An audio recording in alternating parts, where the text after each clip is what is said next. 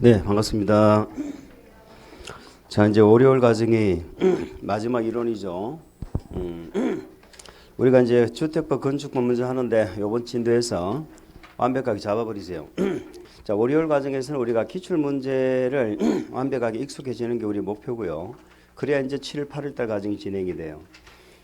자, 지난주 우리가 주택법의 공급 파트, 지금 마이크가 울리지 않아요? 괜찮아요? 자, 공급 파트에 존이 3개가 있다. 이걸 공부했죠. 존이 3개가 있습니다. 이 존 3개는 공통점이 뭐다? 전매가 제한돼요. 전매가 제한돼. 자, 우리 급하게 제가 프린트를 나눠드렸는데 거기 분양가 상한제 적용주택 있죠. 그 분양가 상한제 적용주택에서 배제되는 거 뒤에 나와 있을 겁니다. 배제라고 돼 맨 마지막에 배제가 박스 있죠. 자, 거기에 분양가 상한제에서 빠지는 부분이에요. 우리 책에 없는 게 한 2개 정도가 들어가 있을 겁니다. 그거 시험에 꼭 나오니까 꼭 챙기세요. 자, 우리가 그러면 내가 아파트에 뭐가 됐습니까? 당첨이 됐죠.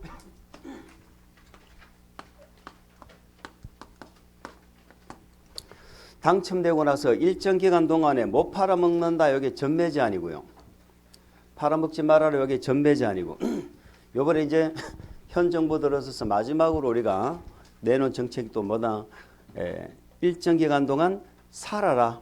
못 팔아먹는다가 아니고 이사를 가지 마라 하는 내용이 또 요번에 신설돼서 거주 의무가 신설이 되어졌죠. 거주 의무. 전매 제한은 10년 범위 안에서 대통령령으로 정하고 있는데요. 네, 거주 의무는 5년 범위 안에서 대통령령으로 거주 의무를 정하도록 이렇게 되어 있습니다. 자, 거주 의무 프린트 그 잠깐 한번 보실까요? 입주자의 거주 의무 갑자기 뽑아서 좀 뭐 그런데 맨 앞에 나와 있죠. 찾지를 못하겠습니까? 거주 의무 있죠. 자, 거주 의무가 있는 경우가 3가지가 있어요. 물론 상속을 받은 자는 거주 의무가 있을까 없을까? 우리 공법에 상속을 규제하는 건 없죠. 그런데 첫 번째, 수도권에서 건설 공급되는 무슨 주택? 분양가 상한제 적용주택이죠. 수도권에 분양가 상한제 적용주택에 만약에 입주를 했다. 그러면 이때는 이사를 가면 안 됩니다. 일정 기간 이사를 가면 안 돼. 두 번째, 행정중심 복합도시 중 투기과일지라고 되어 있죠. 투기과일지고 우리가 세종시로 아니면 각종 이제 이런 세종시를 예를 들면 공무원들이 이사를 가죠. 이사 가면은 그들에게 특별히 아파트를 공급한다 이 말이에요. 근데 거기 투기과일지구다 이 말이죠. 그럼 그 자들은 집을 팔거나 아니면은 이사를 가면 안 돼. 일정 기간 동안 거주를 해야 돼. 그래서 행정중심 복합도시 중 투기과일지구에서 굵은 것이 뭐 읽어볼까요? 입주자 요건을 달리해서 그에게 특별하게 별도로 공급했다 이 말이죠. 자, 이런 경우는 거주 의무가 있다. 세 번째, 공공재개발 사업이죠. 공공재개발 사업. 우리가 정비법에서 재개발, 재건축 사업을 공부하신 적이 있죠. 그걸 공공이 한다 이 말이에요. 공공재개발, 공공재건축이 있는데 물론 재건축은 해당되지 않아요. 공공재개발 사업. 우리가 지난주에 공부하셨는데 혹시 기억이 나십니까? 분양가 상한제는 어디에서 적용이 됐어? 공공택지. 아니면 공공택지가 아니면은 어디에서 적용이 됐어요? 국장이 지정하는 지역이죠. 국장이 지정하는 지역을 분양가 상한제 적용 지역이다 이렇게 불러요. 그러면 민간택지는 적용 지역에서만 분양가 상한의 제한을 받습니다. 아시겠죠? 그럼 여기서 거주 의무는 요 적용 지역 여기서만 거주 의무가 생겨요. 이 공공택지에 관해서는 쉽게 말해서 이런 얘기입니다. 공공재개발 사업 있죠. 공공재개발은 분양가 상한제에서 빼줘요. 아까 분양가 상한제 배제되는 거 아까 있었잖아. 맨 뒤에 거기 공공재개발이거든. 있죠.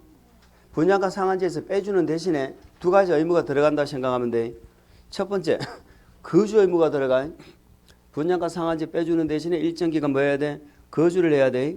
그런데 그 거주 의무는 모든 여기 공공택지가 아니고 요 적용 지역에서만 거주 의무가 있다는 거예요, 지금. 그래서 괄호 안에 적용 지역에서만 이렇게 적어놨죠. 우리 이제 거주 의무 보고 있는 거 알고 있죠? 거주 의무 보는 거야. 어디를 보는지를 알아야 돼.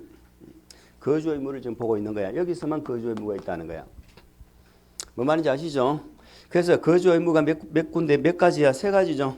첫 번째 뭐 수도권의 분양가 상한제. 두 번째 뭐 행정중심 복합도시에서 투기 과열 지구. 세 번째 뭐 공공 재개발 사업에서 건설 공급되는 주택. 이렇게 기억하시면 됩니다. 아시겠죠? 자, 그래서 이렇게 외우세요. 수분. 일정 기간 그 동네에 충분히 살아야 수분이 충분히 섭취가 되겠죠. 그래서 수분을 충분히 섭취를 해야 행복 투기도 하고 맞지요? 행복 투기도 하고 그리고 뭐도 하고 시간이 지나면 공공재개발도 하고 요 세 개의 경우는 무슨 의무가 있다? 거주 의무가 있다라고 기억을 합니다. 아시겠지요? 거주 의무가 있다. 그 거주 의무가 있는데 거주를 안 해도 되는 예외 있죠? 그 예외가 몇 가지가 나와? 1번부터 8번 8가지가 나오죠. 자, 이 거주 의무, 거주를 안 해도 되는 예외가 8가지가 있고 나중에 당첨되고 나면 일정 기간 동안 집을 팔아먹지 말아라. 요게 전매 제한이거든. 전매 제한을 또 예외로 할 수 있는 경우가 8개가 있어요. 아시겠죠? 그 8개를 우리가 좀 기억을 좀 해야 돼. 시험 칠 때까지. 기억을 좀 해야 됩니다. 자, 제가 분류를 해봤습니다. 어떻게 되느냐? 첫 번째 사유가 뭐예요? 입주하기 위하여 준비 기간이 필요하다. 아직까지 입주할 준비가 안 됐다는 거죠. 준비 기간이 필요하다. 이 경우 해당 주택에 거주하는 것으로 보는 건 입주할 준비가 안 된 경우는 입주를 한 것으로 본다는 거죠. 입주를 한 것으로 봐주는데 며칠간만 인정해 주는 거야. 90일 입주 가능일로부터 90일까지는 아직까지 입주를 안 해도 입주를 한 것으로 간주해 준다. 그런 뜻이고요. 자, 2번부터는 5번까지 이 네 가지는요. 첫 번째 가정 어린이집이 나왔죠. 그러니까 이 주택에 뭐를 하겠다는 거야? 어린이집을 하겠다는 거잖아요. 그러면 어린이집을 하는 동안은 거주를 한 것으로 뭐 한다? 간주를 해주겠다 이런 얘기죠. 어린이집을 운영하는 그 동안은 간주해주겠다 그런 뜻이고요. 세 번째는 자 직계 비속입니다. 직계 비속이 누군지는 아시죠? 자식들. 존속은 위고 비속은 아래죠. 우리 애들이 아직 초중등 교동교육법에 따라서 학교에 재학 중인데 아직까지 지금 졸업을 안 한 거죠. 재학 중이잖아요. 그럴 때는 일단 바로 이사를 못 가니까 최초 입주 가능일 현재 해당 학기가 안 끝났죠. 학기가 끝나지 않은 경우는 해당 주택에 거주하는 것으로 일단 봐주는데 그때도 며칠 학기가 끝나고 나서 90일. 그럼 끝나고 나서 90일 안에는 이사 들어가라 이런 얘기입니다. 90일이 두 번 나오네. 자, 그 다음에 네 번째가 뭡니까? 주특별 공급을 받은 군인이죠.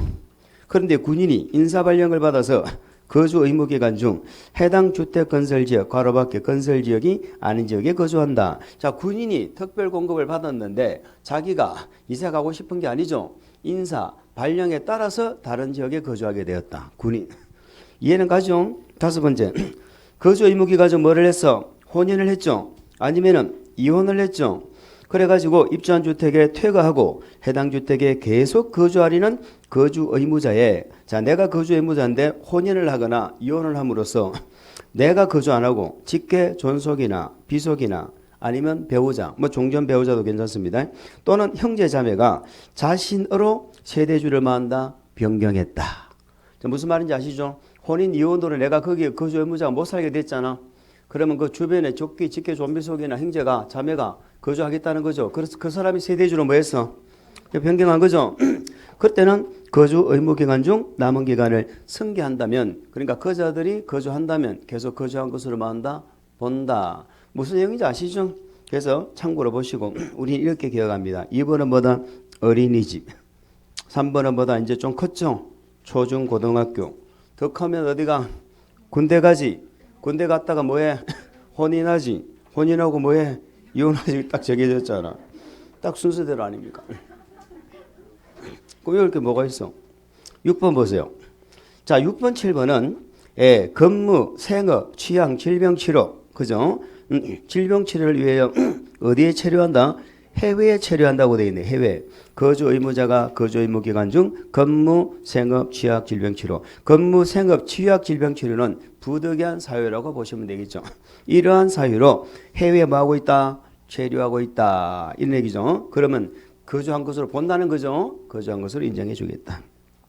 7번도 비슷하죠. 거주 의무자가 거주 의무 기간 중 이번에는 거주 의무자가 아니고 세대원이죠. 세대원의 근무, 생업, 취약, 질병 치료를 위하여 세대원 전원이 다른 주택 건설 지역에 뭐한다? 거주하고 있다.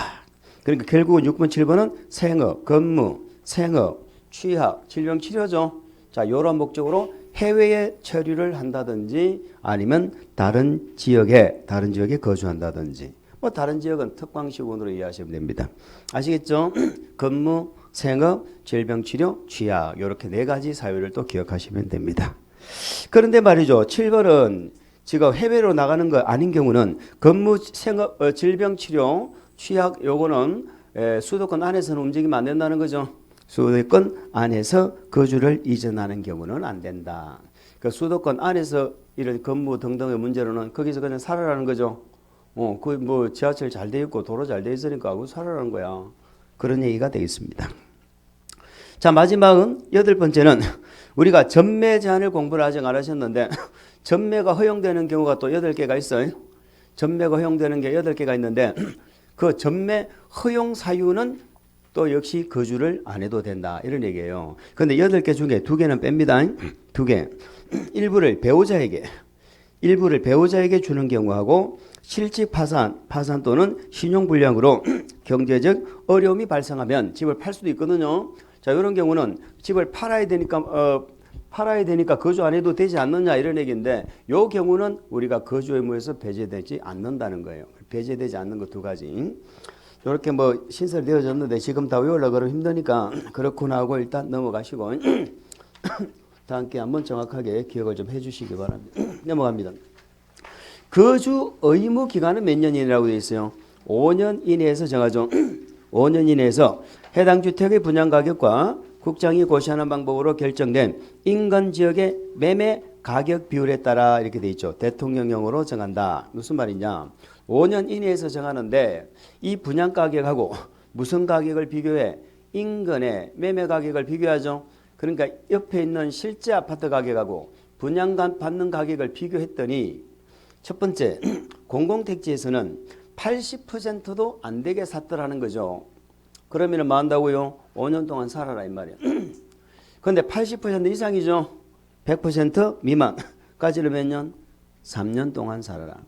아시겠죠? 그러니까 공공택지가 아니라면 80% 미만이면은 3년, 80% 이상은 몇 년?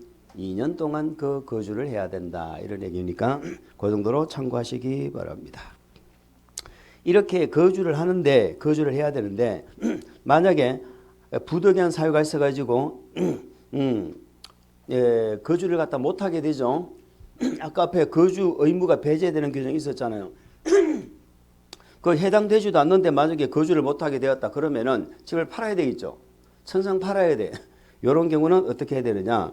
한국토지주택공사에 팔아야 됩니다. 일반 개인에게 팔 수가 없다는 거예요. 그래서 4번 한번 읽어볼까요?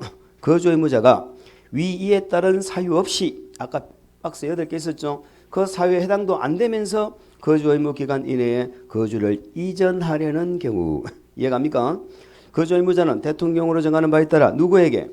밑줄 한국토지주택공사에게 걸어밖에 공사에게 해당 주택의 매입을 신청해야 된다. 나 도저히 안 되겠으니까 팔아야 되겠으니까 사가라 이런 얘기죠.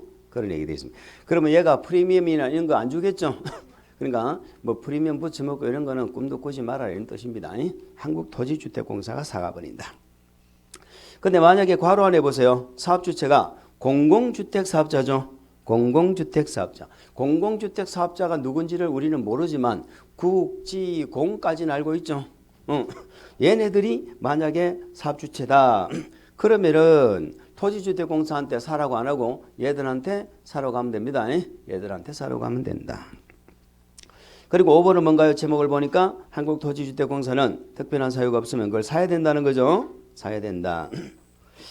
자, 6번은 뭐냐? 한국토지주택공사가 3에 따라서 주택을 매입하는 경우 거주 의무자에게 그가 납부한 입주금과 입주금의 은행법에 따른 은행의 1년 만기 정기예금 금리의 평균 이자율을 적용한 이자를 합산한 금액, 이걸 매입비용이라는데 지급하면 그날에 한국토지주택공사가 해당 주택을 취득한 것으로 본다. 만약에 이걸 팔 때는 실제로 납부한 계약금 있죠.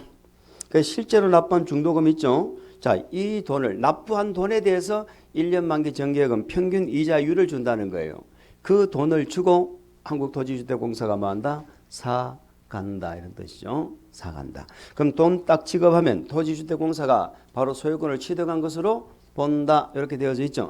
나중에 전배제한 공부하면 비슷한 내용이 많이 나와요. 참고하시기 바랍니다. 자, 그리고 또 7번은 무엇인가요? 7번은 거주 의무자는 거주 의무 기간 동안 계속하여 거주하여야 함을 소유권에 관한 등기에 한다. 부기등기한다. 그럼 거주자가 자기 앞으로 이 집을 등기할 때 바로 그 밑에 무슨 등기한다고? 부기등기합니다. 부기등기. 소유권 등기에 부기등기를 한다. 무슨 내용을 부기등기한다고? 거주 의무 기간 동안 계속해서 거주해야 된다라고 부기등기한다 이 말이잖아요. 자, 부기등기 시기. 부기등기 시기. 방금 어디다가 부기등기한다고 그랬어? 소유권 등기. 그러니까는 부기등기를 하려면은 소유권 등기를 해야 되겠죠. 그래서 부기등기 시기는 언제? 소유권 보존 등기와 동시에 부기등기한다 이렇게 되어 있습니다. 부기등기 합니다. 자, 됐죠? 뭐 그렇게 보시고요. 오른쪽 페이지 한번 읽어볼까? 한국토지주택공사가 취득한 주택을 죄송합니다. 제가 오른쪽 하니까는 헷갈리죠? 저는 지금 제 요약시를 보고 있어서 제가 같은 걸 보는 줄 알고. 그냥 보세요. 한국토지주택공사가 취득한 주택을 국토부령으로 정하는 바에 따라 공급받은 사람은 자, 한국토지주택공사가 매입해서 또 누가 토지주택공사한테 샀겠죠? 그 자도 거주 의무가 있다 없다? 있다 이 말이죠. 그 자도 거주해야 될 거 아니요. 자, 그 사람은 전매 기간 중 얼마 동안 잔여기간이죠. 밑줄 잔여기간 동안 그 주택을 전매할 수 없으며 거주 의무기간 중 잔여기간 동안 계속하여 그 주택에 거주해야 된다. 그러니까 잔여기간 동안 당연히 전매도 안 되고 뭐도 안 돼. 전매해도 안 되고 거주도 해야 된다 이 말이죠. 전매도 할 수 없고 거주도 해야 된다. 이런 얘기. 내용이 좀 그렇긴 합니다만은 한번 우리는 쭉 뒤에는 읽어보시면 되고 우리 거주 의무에서는 거주 의무를 해야 되는 경우가 몇 가지가 있어? 3가지. 의무가 배제되는 경우 거주한 것으로 보는 경우 있죠. 보는 경우가 몇 가지? 8가지. 그런데 1번 빼고는 한국토지주택공사가 다 확인합니다. 진짜 그런지 어린이집 하는지 애가 아직 학기 중인지 군대 갔는지 그죠? 혼인했는지 이혼했는지 확인한다 이 말이에요. 뭐 말인지 아시죠? 확인한다. 그런 얘기입니다. 그렇게 해서 한번 읽어봐 주세요. 거주 의무 기간에 관해서 살펴봤습니다. 거주 의무는 요 3가지에서 거주 의무가 나옵니다. 5년 범위안에서 대통령령이다. 여기는 공공택지냐 민간택지냐에 따라서 달랐죠.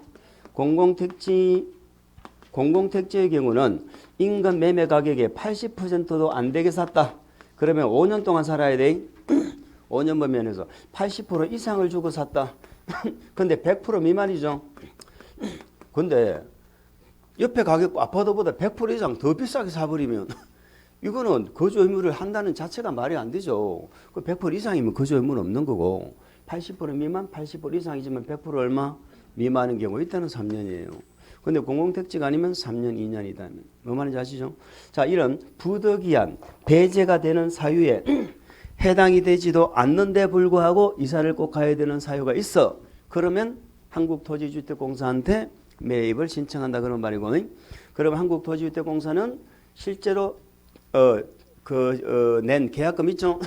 등등 중도금 등등 돈을 그 돈에 관한 1년 만기 정기예금 금리 이자율을 합해가지고 돈을 돌려준다는 거죠. 프리미엄 같은 건 안 준다는 거예요. 그러면은 그 지급한 날에 토지주택공사가 매입한 것으로 간주를 해버립니다. 근데 만약에 이 주택을 누군가가 또 사죠.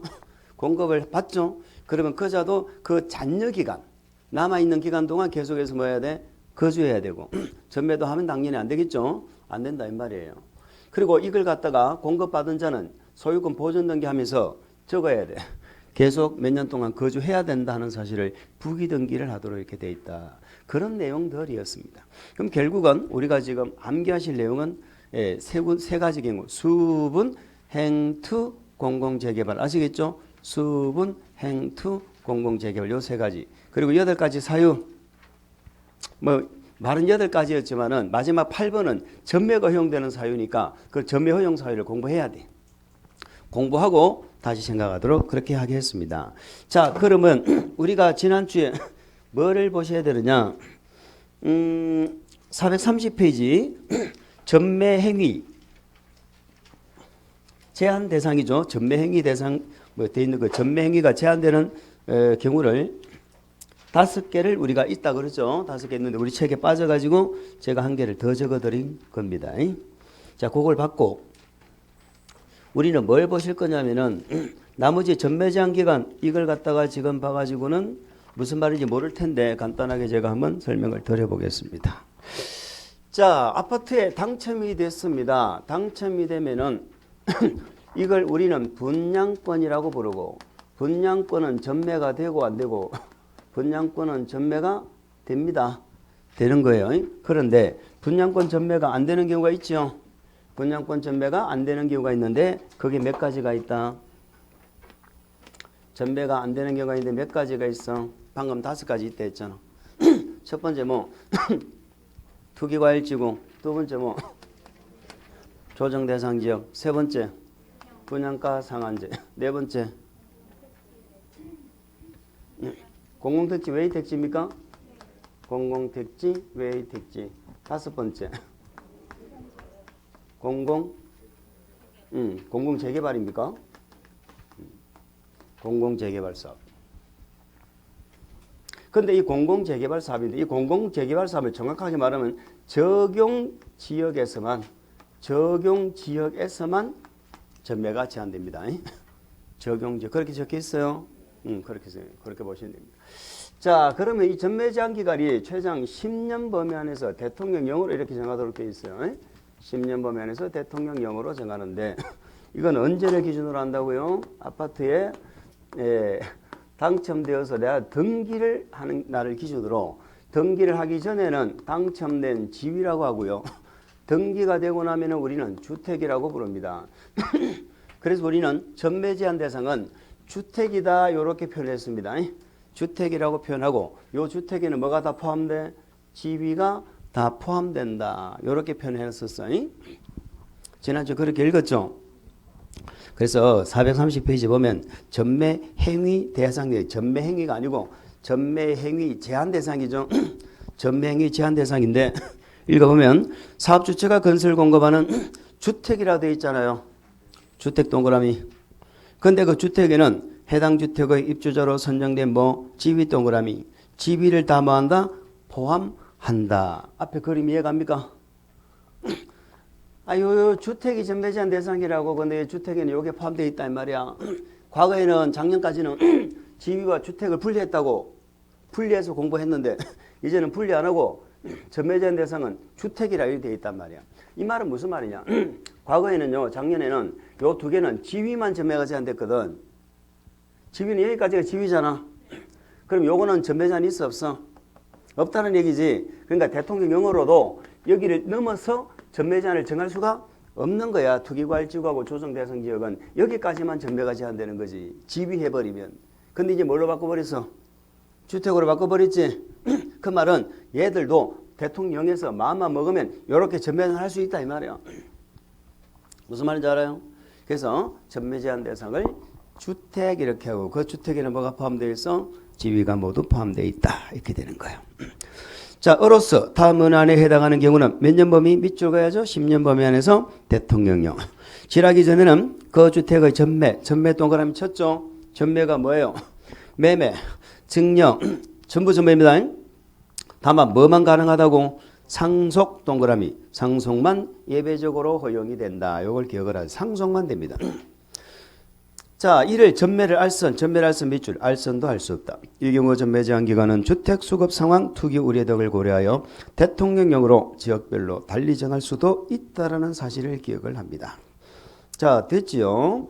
그런데 그 박스 밑에 2번에 내려가니까 뭐라고 돼 있어? 주택을 공급받은 자의 생업상의 사정 등으로 전매가 불가피하다고 인정되는 경우로서 대통령령으로 정하는 경우는 전매 제한을 적용하지 않는다. 여기 아까 8가지가 있단 말이에요. 좀 이따 보실 거예요.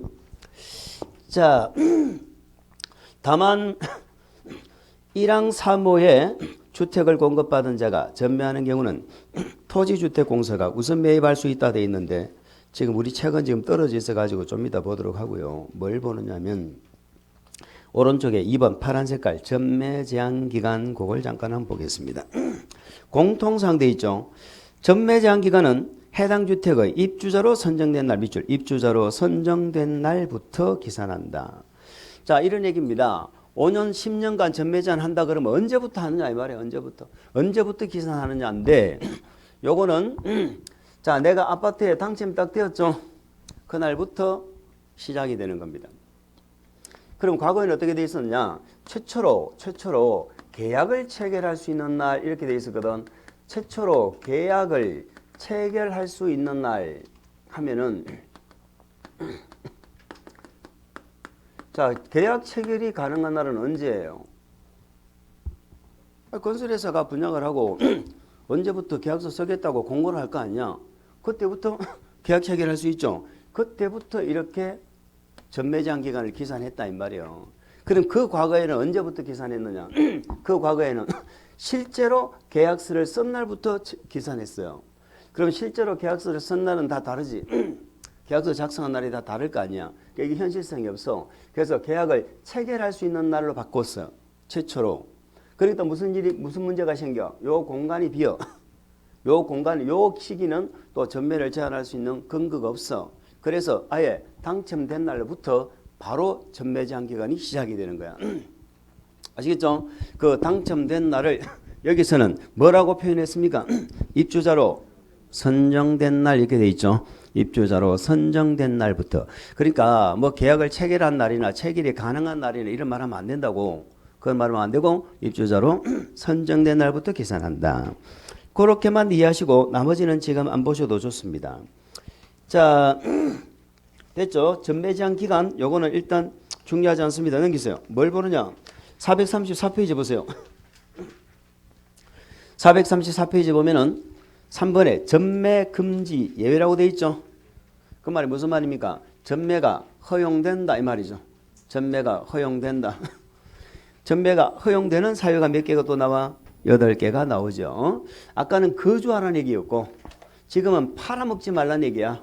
팔아먹지 말라는 얘기인데 팔아먹을 수 있는 사유가 몇 개가 있다고? 8개. 요 8개 요거 기억하는 게 우리가 해야 될 일이에요. 근데 어렵지 않아요? 어렵지 않아. 자, 1번, 2번, 3번을 묶어보세요. 1번, 2번, 3번을 묶어보세요. 아까 거주 의무 예배에서도 비슷한 게 있었어. 근무, 생업, 취약, 질병 처리 이런 거 있었죠. 그 사유로 해외에 체류하는 것도 있었고 아니면 세대원이 그 사유로 전원이 다른 건설지역으로 이사가는 것도 있었죠. 물론 그때는 수도권 가면 안 된다고 그랬잖아.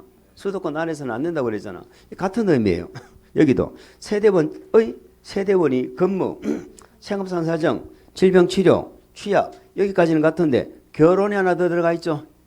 여기는 결혼이 하나 더 들어가 있네. 결혼. 그 5가지 사유를 우리가 기억해야 돼. 결혼으로 인하여 세대원 전원 동그라미 전원이 가야 돼. 전원이 다른 광역시 시군으로 만다 이사가는 경우는 팔아먹을 수 있다. 쉽게 말해서 내가 전매를 할 수 있는 첫 번째 사유가 다른 지역으로 이사가는 거예요. 내가 이사가 버리면 집이 필요 없잖아. 그게 팔아먹을 수 있다고. 그런데 다른 시군으로 이사가는 목적이 전매하려고 가면 안 되잖아. 이 집 팔아먹을 목적으로 이사가는 건 안 되겠죠. 그래서 그 사유가 이런 부득이한 사유가 돼야 된다는 거야. 아시겠죠? 근무나 생업상 사정이나 질병치료나 취약이나 아니면 결혼 이런 사유로 다른 특별시는 빼야 되겠네. 왜? 수도권 안에서는 안 되니까. 다른 시군으로 뭐 한다? 이사 간다. 이러면은 전매가 허용된다는 겁니다. 이것도 단서가 붙었네. 밑줄. 수도권 안에서 이전하는 건 안 돼요. 전에는 작년까지는 수도권어로 이렇게 했거든. 근데 지금 수도권어로가 아니죠. 수도권 안에서 이전하는 경우는 안 된다. 그러니까 수도권에서는 전매든 거주든 그런 생각 하지 말라 이 말이에요. 그 지하철 잘 만들어 놨는데 지하철 타고 다니는 얘기잖아. 수도권 안에서는 그런 얘기가 되겠습니다. 두 번째, 상속은 제한이 없죠. 상속받은 주택으로 뭐 한다? 이사 간다. 아까 전매가 제외되는 게 딱 유일한 게 전매가 아닌 게 상속이었잖아요. 그러면 거기서 상속은 뭐예요? 부모님이 갖고 있는 걸 내가 상속받는 거야, 분양권을. 그런데 여기는 뭐예요? 내가 그걸 상속받는 게 아니고 내가 분양권을 갖고 있는데 상속받은 주택으로 이사를 간다는 거야. 그럼 상속받은 주택으로 이사 가면 내가 이 분양권이 필요 없죠? 이건 팔아먹을 수 있다 이 말이에요. 어쨌든 이래나 저래나 상속은 되는 거죠. 이래나 저래나 상속은 된다. 그러면 상속받은 주택으로 가도 세대원 전원이 가야 됩니까? 가야 돼. 무조건 세대원 전원이 가야 돼. 세 번째, 세대원 전원이 이번에 어디로 갑니까? 해외로 가죠. 해외로 이주를 해도 되지만은 체류만 해도 전매가 가능합니다. 체류, 몇 년 이상 체류? 2년 이상 체류, 2년 이상 체류. 그 2년이라는 숫자를 또 3년 이상 이렇게 또 바꿔서 자주 물어봅니다. 2년 이상 체류할 때는 전매가 가능하다. 자, 2년 이상 체류하면 전매가 가능해요. 라는 말을 3년 이상 체류하면 전매가 가능해요로 바꾸면 맞아요, 틀려요? 우리는 이거 극복하는데 한참 걸립니다. 이거 극복하는데 한참 걸려. 아니 2년 이상 체류해도 전매가 되는데 3년 이상 체류하는데 왜 전매가 안 된다는 거야? 이게 이해가 안 되는 거야. 그래서 제가 그랬잖아요. 이상 이하 이 기준은 정확하지 않으면 무조건 틀린다고. 요건 기준이야, 기준. 요 기준은 법에서 정하는 거지 내가 정하는 게 아니야. 2년 이상이라고 그랬죠. 언제 3년 이상이라고 그랬어. 근데 3년간 체류한다면 그건 맞지. 3년간 체류하면 그건 2년 이상 체류하는 거니까 3년 이상 이렇게 하면. 자, 그래서 1번, 2번, 3번 잘 기억합니다. 1번, 2번, 3번은 1번은 수도권 안에서는 안 된다. 요걸 주의하셔야 되고 상속받은 주택으로 가는 건 수도권으로 가도 돼, 안 돼? 그거야 뭐 수도권이라고 상속을 못 받게 하고 이런 건 없잖아. 그러니까 수도권 안 돼 하는 건 1번 사회밖에 없다는 거. 그걸 주의하시면 됩니다. 그리고 해외로 가는 건 수도권 가면 돼, 안 돼? 해외로 가는데 뭐 어디로 가든 뭔 상관이요. 평양으로 가든 뭐 워싱턴 DC로 가든 그것까지 신경 쓸 일이 뭐가 있어. 그래서 수도권이 안 되는 건 뭐다? 1번 사회 5개 한번 읽어볼까? 자, 시작. 건무, 생업상 사정, 질병치료, 취약, 그리고 결혼. 그렇습니다. 자, 네 번째. 이혼으로 인하여 입주자로 선정된 지위 또는 주택을 배우자에게 이전한다 돼 있죠. 이혼 밑줄. 배우자에게 이전 밑줄. 자, 그 다음에 7번 보세요. 7번. 입주자로 선정된 지위 또는 주택 돼 있죠. 지위 또는 주택 돼 있는데 지금은 뭐 지위 주택을 그냥 주택으로 바꿔버렸죠. 어쨌든 그냥 그대로 두세요. 지위 주택을 일부 동그라미. 일부를 배우자에게 정려 밑줄. 일부를 배우자에게. 일부란 말이 빠지면 틀려. 자, 물어봅니다. 배우자에게 주는 것도 정려다. 배우자에게 정려하는 것도 전매다 아니다. 배우자에게 정려하는 거 전매예요, 아니에요? 응? 방금 이랬잖아. 이혼으로 배우자에게 주는 건 된다. 그러면 반대로 말하면 이혼 안 하면 주면 돼, 안 돼? 안 된다는 거지. 배우자에게 일부를 주는 건 된다. 이 말은 전부 주는 건 돼, 안 돼? 안 된다는 거지. 그러니까 배우자에게 주는 것도 전매입니다. 배우자에게 주는 것도 안 돼요, 안 돼요.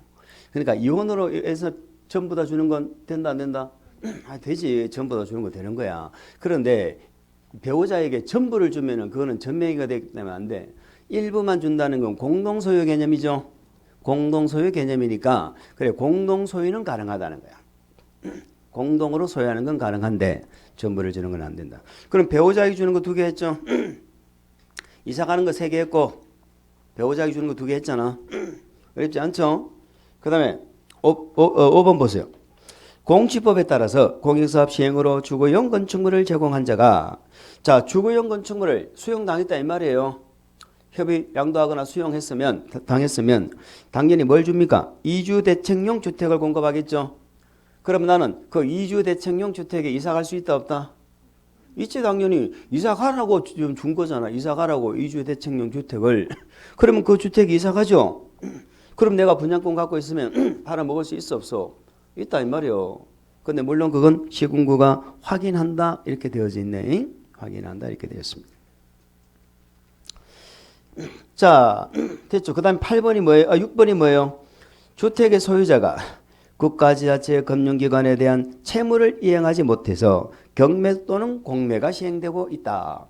자, 요 문장을 만약에 우리 시험에 물어본다면 국가지자체 금융기관 이걸 기억해야 됩니다. 개인은 돼, 안 돼? 안 돼. 아까 전매가 허용되는 건 오로지 뭐밖에 없다고 했어요? 상속. 상속만 된다고 그랬거든. 저당 설정하는 거 돼, 안 돼? 안 돼. 저당 설정의 방법으로 편법으로 소유권 이전하는 경우도 있다라는 얘기입니다. 그래서 안 된다는 거예요. 아시겠죠? 그러면 개인한테 빚을 못 갚아가지고 경매가 들어간다. 똑같은 형태죠. 저당권하고 인정 안 된다는 겁니다. 국가, 지자체, 금융기관 얘들하고 짜고 하지는 않을 거 아니냐 이런 의미가 되는 거예요. 우리 분양가 상한제가 지금 시행된 지가 꽤 됐는데 맨 처음에 그 한 분양가 상한제가 판교에서 처음에 했는데 그게 전매 제한을 10년 동안 전매를 제한했어요. 그게 뭐 당첨만 되면 무조건 로또라고 그러고 난리가 났었습니다. 난리가 났는데 그 당시에 그 20년 가까이 된 그 당시에 85제곱미터 이하 서민주택 분양가 상한제가 되게 싸게 판다는 거잖아. 그때 서민주택이 평당 1,000만 원이 넘었어요. 지금 평당 1,000만 원 하니까 아무것도 아닌 것 같죠? 지금은 뭐 몇천만 원이 뭐 장난으로 들리지만 그 당시에 지방에는 1,000만 원짜리 아파트가 없었습니다. 1,000만 원짜리 아파트 없는 시절이었어요. 그 시절에 1,000만 원, 평당 1,000만 원, 제곱미터당 이제 평당이죠. 평당 제곱미터당이 아니고 하여튼 1,000만 원이 넘었어. 그 85 초과는 뭐 1,000만 원 훨씬 좀 넘었고. 그런데 내가 만약에 자격이 있어가 당첨이 됐잖아. 근데 그걸 팔아 먹어버리면요 정말로 로또 맞아요. 그 당시 돈으로 뭐 몇 억이 떨어지는 거야 순식간에. 근데 문제는 10년 동안 못 팔아먹어. 그럼 내가 돈을 쳐야 될 거 아니야. 중도금 잔금을 쳐야 될 거 아니야. 뭐 중도금 융자를 좀 받는다 하더라도 그 돈이 없죠. 그럼 결국은 중도금 융자 받은 돈을 내가 못 갚아 나가지. 그럼 뭐가 들어가? 경매 들어가잖아. 그걸 대비해서 만든 거예요. 그걸 대비해서 이렇게 경매 공매 등이 시행되면은 이때는 전매가 가능하다 이런 얘기입니다. 자, 그 다음에 8번이 이번에 새로 생겼어요. 실직, 파산, 신용불량으로 경제적 어려움이 발생했다. 실직해버렸다.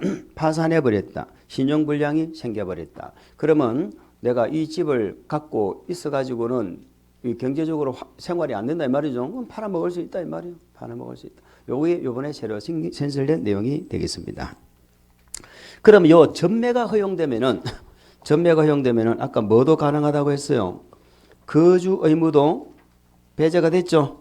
거주 의무도 배제가 되었습니다. 그런데 다시 거주 의무 다시 한번 볼까? 거주 의무 프린터 다시 한번 봅시다. 프린터를 보시면 그 8번에 전매 제한이 적용되지 않는 경우 방금 우리가 본 8가지를 말하는 거예요. 그럼 그 경우에 해당이 되어도 역시 거주 의무가 뭐가 된다? 배제가 된다. 이해가죠? 그런데 다만 아까 입주자로 선정된 지위주택의 일부를 누구에게 주는 건 안 돼. 배우자에게 주는 거 이건 안 되지. 이거는 그죠? 요거는 안 되고 두 번째 뭐 실직 파산 요거 2개는 거주 의무에서 뭐 한다? 배제 대상에서 제외한다는 거. 일부하고 실직 2가지 아시겠죠? 이 2가지를 좀 잘 기억하시기 바랍니다.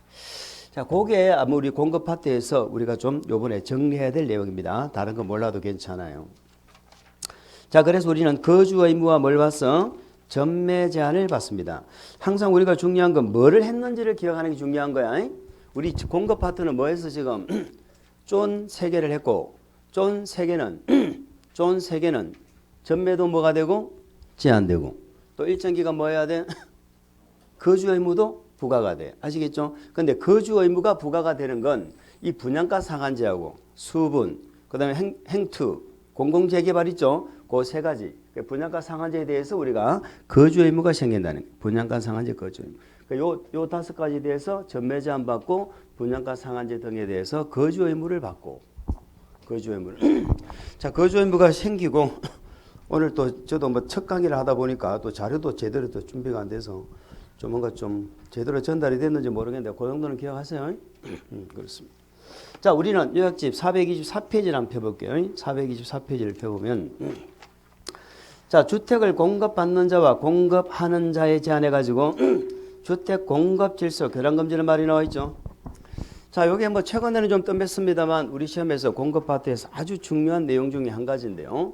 공급 질서를 교란시키지 말아라 이런 얘기입니다. 보세요. 무슨 말이냐면은 아파트에 당첨이 되고 나면은 팔아먹지 말아라. 이거는 전매 제한이고 전매 제한이고 아파트에 당첨되기 전에 지금 당첨이 안 됐으니까 아무것도 없죠. 근데 단순히 나는 1순위 통장만 갖고 있는 거야. 주택상환 사채만 갖고 있는 거야. 다른 사람에 비해서 우선적으로 주택을 공급받을 수 있는 뭐가 있어? 지위, 증서가 있죠. 그걸 거래하지 말라는 거야. 1순위 통장 거래하지 말라. 이게 공급질서 교란 행위입니다. 자, 당첨되고 나서는 뭐고? 전매 제한이고 분양가 전매 제한이고 당첨되기 전에는 뭐라 한다고?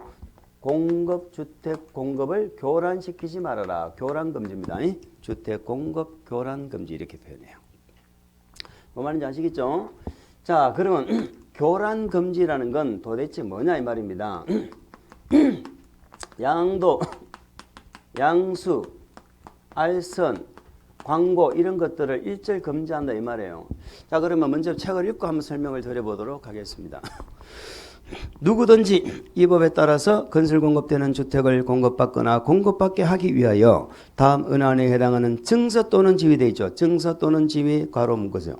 얘를 양도 동그라미 양수 동그라미 양도 양수도 해도 안 되고 괄호 밖에 이를 뭐 해도 안 되고 알선 동그라미 또 양도 양수 알선을 목적으로 하는 뭐 광고 동그라미 광고를 해도 안 된다.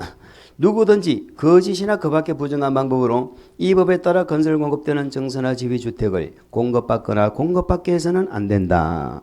자, 여기서 중요한 게 뭐냐? 두 번째 줄 양도 양수 옆에 괄호입니다. 양도 양수 옆에 괄호입니다. 매매 증여 밑줄 긋습니다. 전부 양도 양수입니다. 매매 증여 전부 양도 양수. 424페이지를 봐야 나옵니다. 424페이지 맨 밑에 보셔야 나와요. 두 번째 줄 양도 양수 옆에 괄호 매매 증여 그 밖에 권리 변동을 수반하는 모든 행위를 포함하는데 상속 동그라미 저당 동그라미 상속 저당의 경우는 제외한다 이렇게 되어져 있지요. 자, 이게 중요합니다.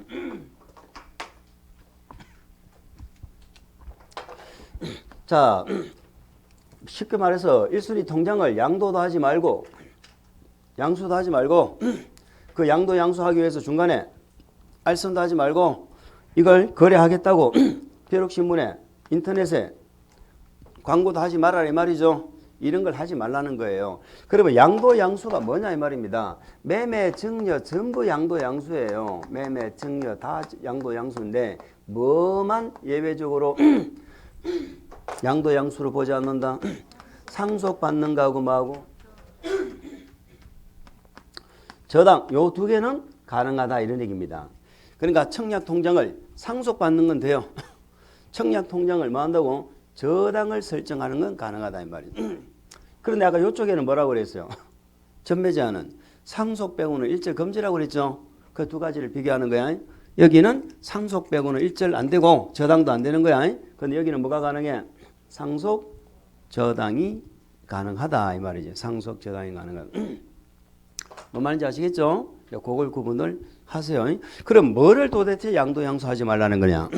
오른쪽 페이지 있죠? 박스 안에 입주자 저축 증서 이게 뭡니까? 1순위 통장입니다. 청약 통장이죠. 입주자 저축 증서. 과거에는 뭐 청약 저축 예금 부금 이런 게 있었죠. 근데 지금은 전부 뭘로 통합됐어? 종합 저축 이렇게 통합됐죠. 이제 그걸 말하는 거예요. 주택 상환사채 주택 상환사채는 나중에 주택을 받는 채권 맞습니까? 주택을 우선적으로 받는 채권이죠. 그 다음에 주택조합 설립에 의한 주택을 공급받을 수 있는 지위. 우리 주택조합 공부했죠? 그럼 지역직장주택조합은 우선적으로 주택을 공급받는 거 맞죠? 우리 조합에서 그걸 공부하셨잖아. 리모델링 조합은 내가 이미 집이 있으니까 관계가 없지만 지역직장은 우선적으로 조합원에게 주택을 공급하는 거잖아요. 그럼 내가 조합원이 지위에 있으면은 나는 주택을 싸게 우선적으로 공급받죠. 그걸 만약에 돈 있는 사람들이 다 사버리면 안 된다고 그랬잖아. 그래서 지역직장 할 때 인가가 떨어지면 조합원을 교체도 하면 안 되고 신규 가입도 하면 안 된다. 이렇게 했었죠. 이제 익숙해져야 돼. 그걸 말합니다. 4번, 5번 문구세요.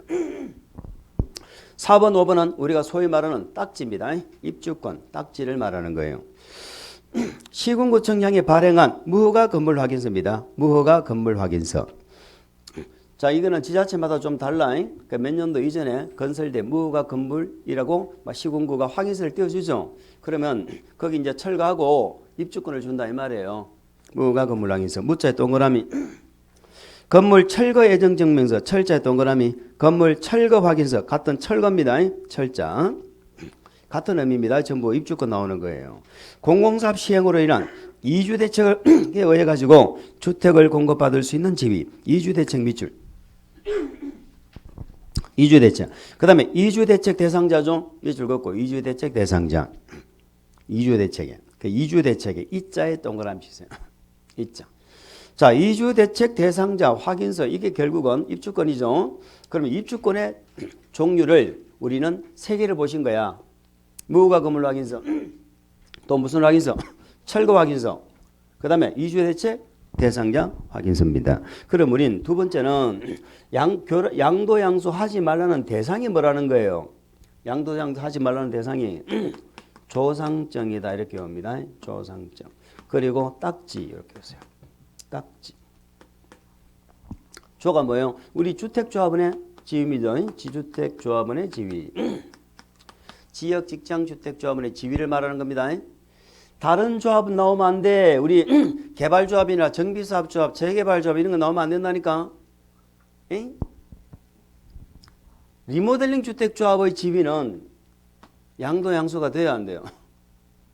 리모델링은 양도양수 되지. 이런 건 관계없는 거야. 이런 건 관계없는 거야. 지역직장주택조합을 말하는 거야. 아시겠죠? 다른 조합 나오면 안 돼. 자, 상이 뭡니까? 주택 상환사채예요. 상환사채. 주가 뭡니까? 주가 아니고 증. 증이 뭡니까?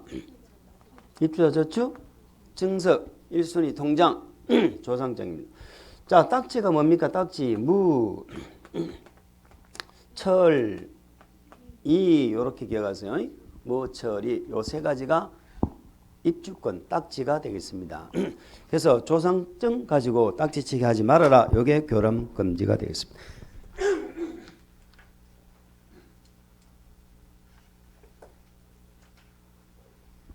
자, 됐어요. 다시 한번 보세요. 자, 교란금지.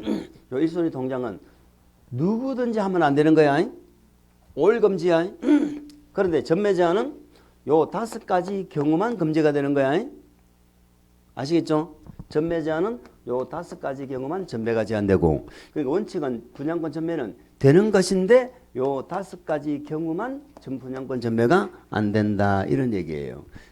그런데 공급질서 교란금지, 청약 조상증 딱지는 누구든지 하면 안 되는 거야. 무조건 금지야 이거는. 아시겠죠? 차이점 아시겠지? 그렇게 기억합니다. 그럼 계속 봅니다. 하지 말라 그러는데 했어.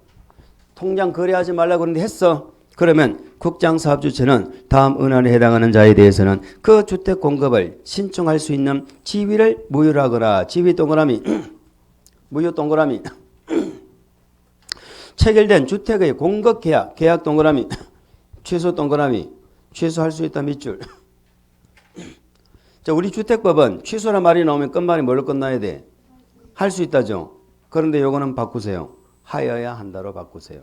취소 하여야 한다로 바꾸세요. 그리고 우리 주택법에는 취소란 말이 나오면 다 할 수 있다는데 여기는 취소해야 된답니다. 취소하여야 한다. 요거를 하나 주의하시면 되겠네요.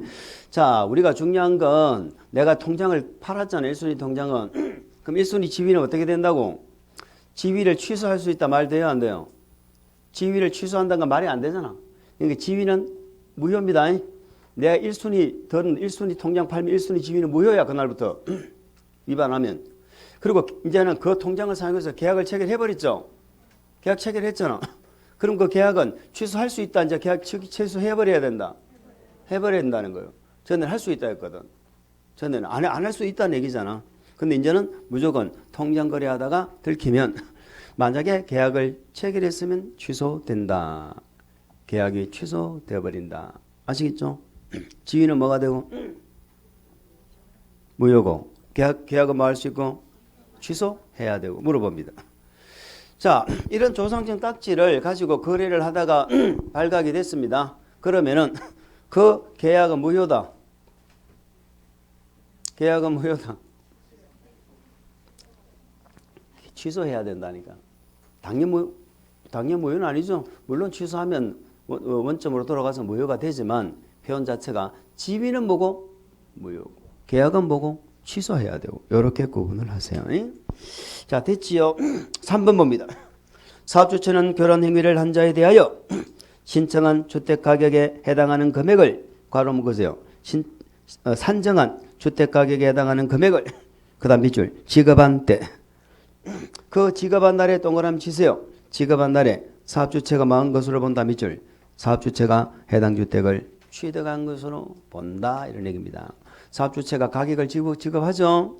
그러면 사업주체가 그 주택을 망한 것으로 봐. 취득한 것으로 본다. 집 뺏어간다 이 말입니다. 계약 취소해버리고 사업주체가 그 집을 뺏어가버린다. 그런 뜻이에요. 이해됩니까? 밑에 박스를 몰라야 됩니다. 4번 보세요. 사업주체가 매수인에게 주택가격을 지급하거나 1번 주택가격을 지급하거나 1번 매수인을 알 수 없어 주택가격의 수령을 통지를 할 수 없는 경우 등 대통령령이 정하는 사유에 해당하는 경우로서 주택가격을 그 주택이 있는 지역을 관할하는 두 번째 법원의 공탁 2번 법원의 공탁 2번 공탁하는 경우 그때는 그 주택에 입주한 자에게 기간을 정하여 밑줄 퇴거를 명할 수 있다. 퇴거를 명할 수 있다. 무슨 말이 이해갑니까? 주택가격 지급했잖아. 그러면 사업주체가 주택을 취득한 것으로 보죠. 근데 그러면 가격을 지급하려고 그러는데 어디 있는지 몰라. 돈을 못 주겠어. 그럼 법원에 공탁하면 되죠. 법원에 공탁을 하거나 가격을 지급하면 사업주체가 취득한 것으로 사실상 보니까 퇴거를 명할 수 있다 이 말이에요. 이렇게 기억합니다. 자, 통장을 거래하다가 발각이 됐습니다. 지위는 뭐가 된다? 무효. 계약을 체결했으면 어떻게 돼? 계약은 취소해야 되고 아시겠죠? 사업주체가 돈을 지급하고 그날로부터 사업주체가 주택을 취득한 것으로 봅니다. 취득을 한 것으로 보기 때문에 뭐를 명할 이미 입주를 했을 수도 있죠. 그러면 퇴거를 명할 수도 있다는 거야. 입주를 했으면 퇴거해라라고 명할 수 있다. 이런 얘기입니다. 그리고 이 규정을 위반하면 3년 3천만 원짜리입니다. 자, 우리 전매제한 규정을 위반해도 3년 3천만 원. 교란금지를 위반해도 3년 3천만 원. 좌우 비교하는 거죠, 지금. 뭘 비교해야 돼? 여기는 상속 빼고는 일절금지. 여기는 상속 저당 빼고 일절금지. 둘 다 3년 3천만 원이야. 얘는 당첨되기 전이야. 아시겠죠? 당첨되기 전. 아무것도 정해진 거 없어. 그런데 여기는 당첨됐어. 일순위 통장 가지고 몇 동 몇 호가 정해졌지. 그러니까 얘는 분양권 전매가 본래 되는 거야. 그런데 요 5가지 해당되면은 전매가 안 된다. 이런 얘기를 지금 한 거예요. 아시겠죠? 자, 그렇게 해서 점검을 한번 하시기 바랍니다. 그 다음에 다음 페이지. 입주자 자격도 제한할 수 있는 국장은 이 사항을 위반한 자에 대해서 10년 범면에서 입주자 자격을 제한할 수 있다라고 되어 있는 것도 참고하시기 바랍니다. 자, 그 다음에 공급하는 자에 대한 해가지고 저당권 설정 등의 제한 뭐 이런 말을 적어놨죠. 자, 그게 무슨 말인지 한번 생각해 볼게요. 이것도 아무것도 아닌데 또 요게 또 우리가 정확하게 이해를 못 하시는 분은 또 요것 때문에 초반에 조금 헷갈립니다. 사업주체가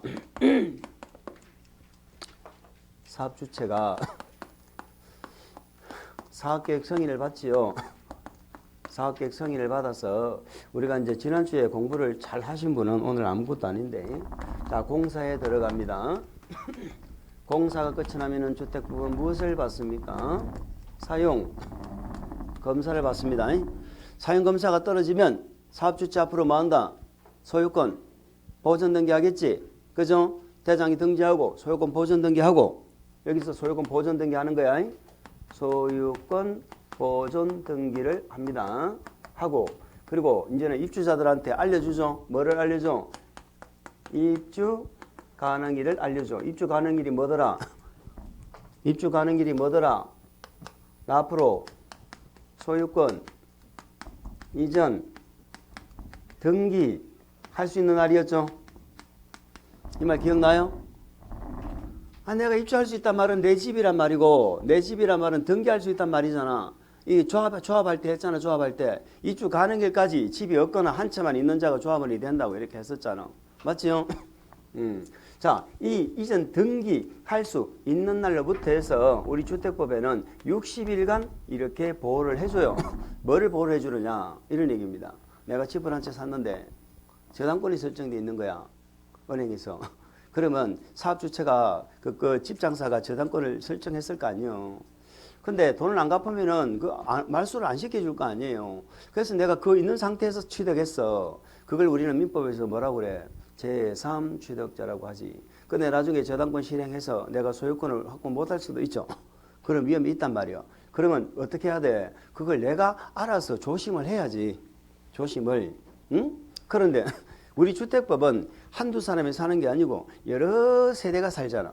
그래서 아예 주택법 자체에서 사업주체 니는 주택이나 대지에 저당권 설정하고 이런 거 하지 마 이렇게 막아버리놨다고. 그리고 주택법에서 분양하는 건 그런 문제가 생길 이유가 없죠. 아예 법에서 못하게 뭐 해놨다?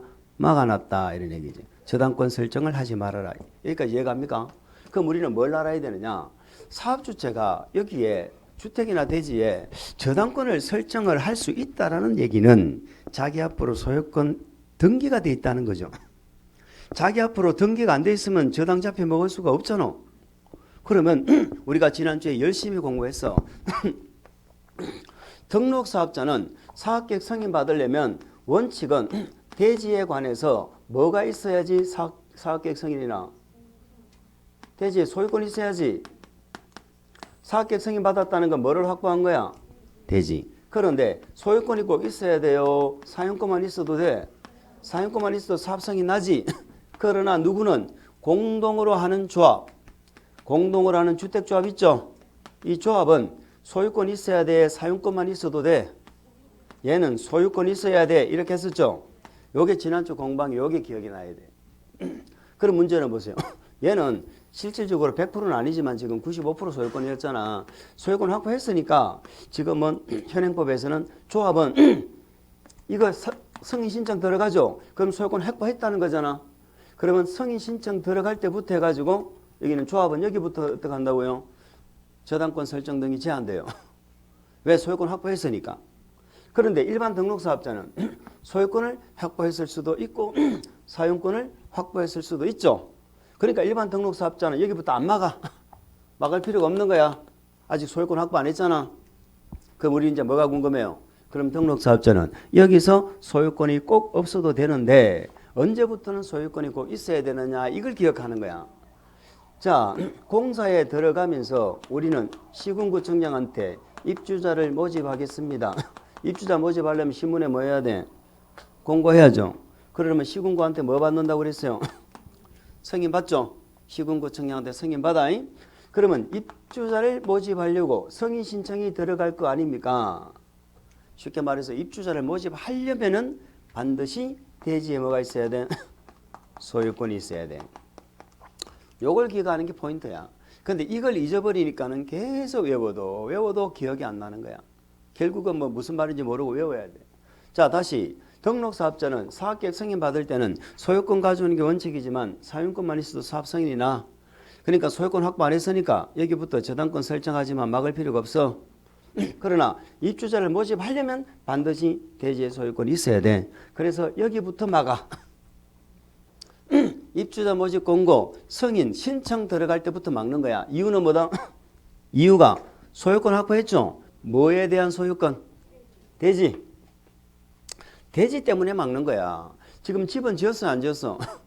아직 집은 짓도 안 했어. 집은 그러니까 주택에 대해서 저당권 잡아먹을까 봐 제한하는 게 아니라고. 집은 아직 짓지도 않았어. 보존등기는 아까 언제 한다고 그래서 주택의 보존등기는 사용원서 받고 하는 거야. 아시겠죠? 그러면 주택은 여기부터 막으면 되잖아. 주택은 여기부터 못하게 하면 돼. 그런데 대지가 소유권 확보했기 때문에 우리 여기부터 하지 말아라 이렇게 돼 있는 거예요. 그럼 언제까지 하지 말라는 거야? 이 60일까지 하지 말라는 거야. 그러니까 등기할 수 있는데 60일까지는 법에서 보호를 해준다고. 이해합니까? 그럼 우리는 언제까지는 등기를 마쳐야 돼? 60일까지는 등기 마쳐야지. 등기를 마치고 나면은 내 앞으로 등기가 되어졌잖아. 그 뒤에는 내가 저당권 설정하든지 뭐 하든지 그거는 국가가 제한할 필요가 없잖아. 규제를 참관할 필요가. 이해가시죠? 여기까지. 그럼 우리는 제일 중요한 게 뭐다? 여기부터 여기까지 막는다는 걸 기억하는 겁니다. 한번 읽어볼까? 언제부터? 언제까지?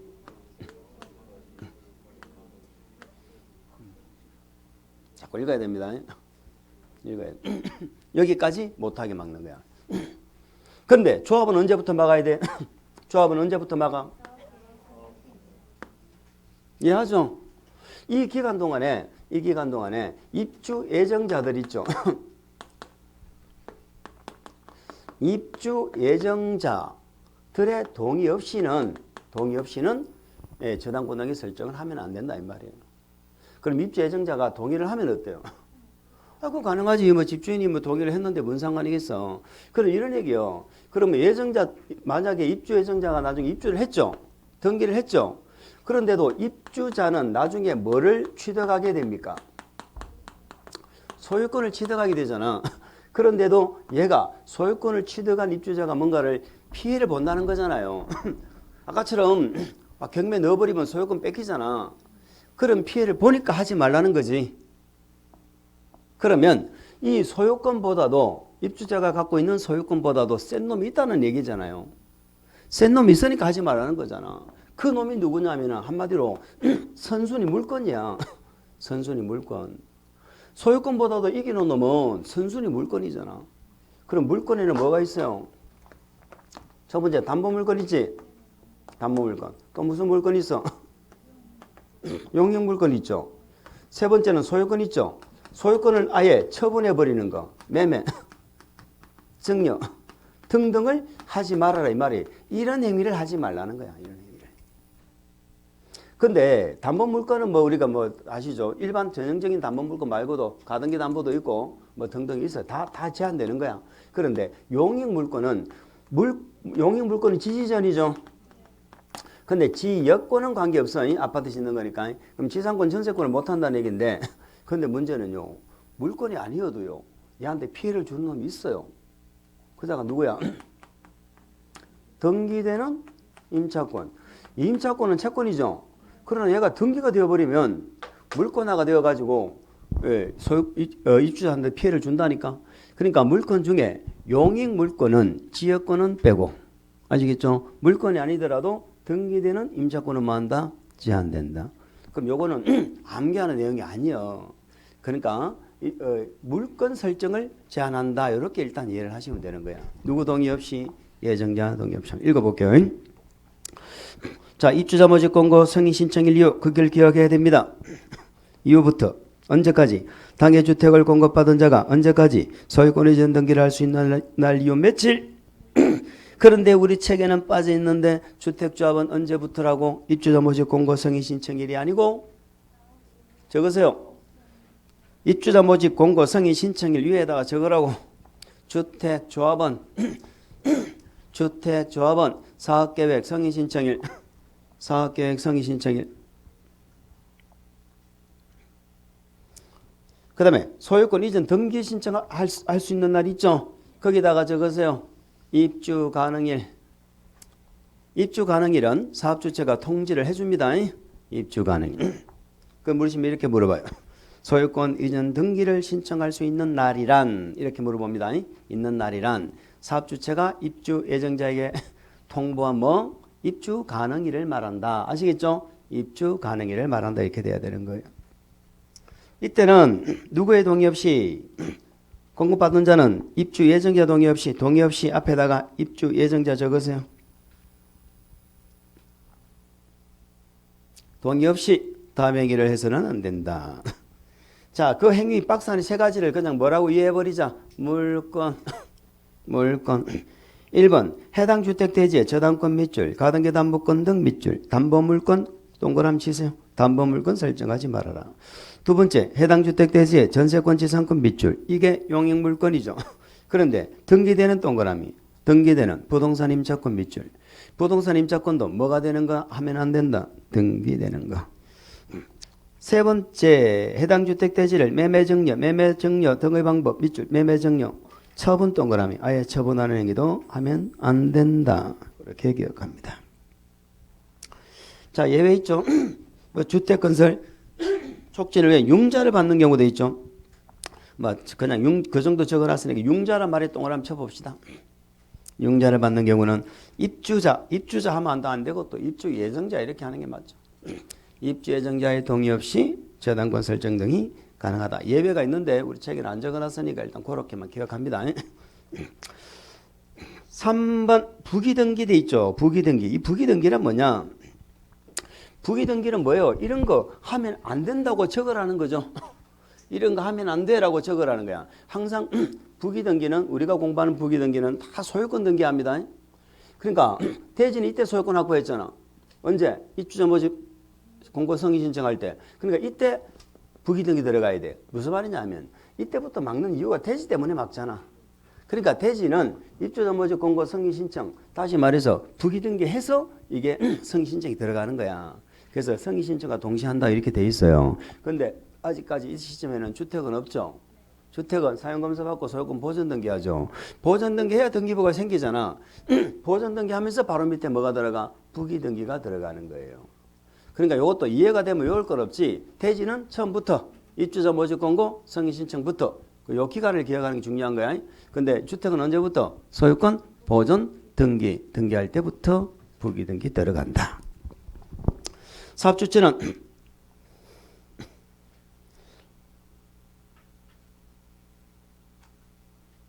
자, 뭐라고 적어놓은 거야? 입주자 모집 공고 승인 신청과 동시에 밑줄 긋습니다. 대지는 대지 동그라미. 해당 주택을 공급받은 자의 동의 없이 제한 물건을 설정할 수 없는 재산임을 소유권 등기 부기한다. 그러니까 대지는 입주자 모집 공고 승인 신청과 동시에 하는 거 맞죠? 그럼 적으세요.